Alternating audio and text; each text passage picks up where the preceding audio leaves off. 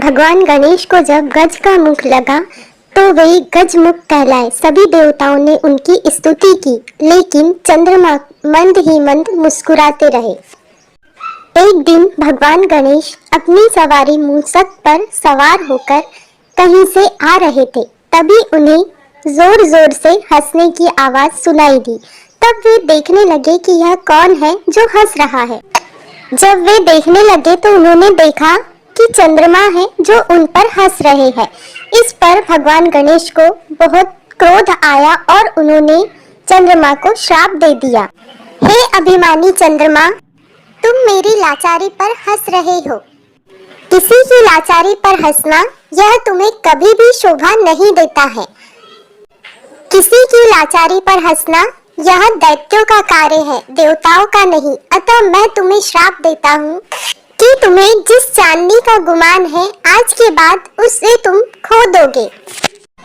भगवान गणेश के श्राप देते ही चंद्रमा ने अपनी चांदनी खो दी और पूरे संसार में अंधेरा ही छा गया।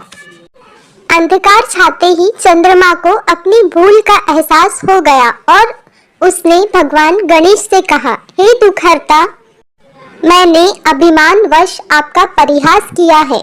मुझे मेरी भूल का ज्ञान हो चुका है। हे दुखहर्ता, मुझे क्षमा कर दीजिए। मेरे ऊपर अपनी कृपा कीजिए और अपने श्राप को वापस ले लीजिए।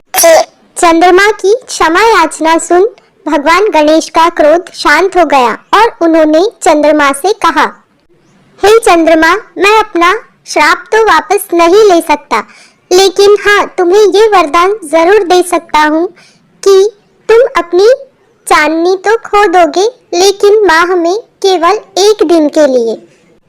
और हाँ, क्योंकि यह घटना भाद्रपद मास के शुक्ल पक्ष की चतुर्थी तिथि को हुई है, इसलिए यदि इस दिन कोई भी व्यक्ति तुम्हारे दर्शन करेगा तो उस पर झूठी चोरी का आरोप लगेगा।